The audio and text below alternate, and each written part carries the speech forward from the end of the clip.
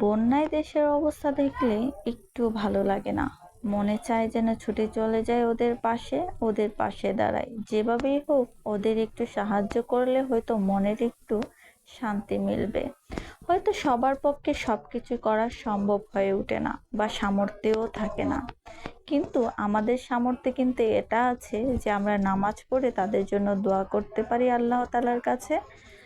আবার কিছু কিছু জিনিস দেখলে মনে করেন অনেকটা ভালো লাগে। যেমন ধরেন ছোট ছোট বাচ্চারা তাদের জমানো টাকা ছোট ছোট ব্যাংক জমা দিচ্ছে, অনেক মানুষ কাপড় দিচ্ছে, শুকনো খাবার দিচ্ছে।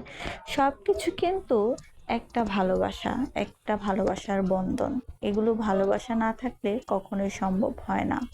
দেশের মানুষদের মধ্যে এরকম ভালোবাসা ঐক্যতা দেখতে কার না ভালো লাগে বলেন।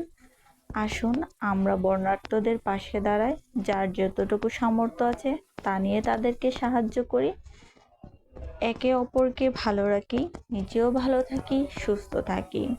মনে রাখবেন, একা ভালো থাকার নামই কিন্তু জীবন নয়। সবাইকে নিয়ে ভালো থাকা, মিলেমিশে থাকা, এটাই কিন্তু আসল সুখ। আমরা সবাই সবার পাশে দাঁড়াবো, ইনশাল্লাহ।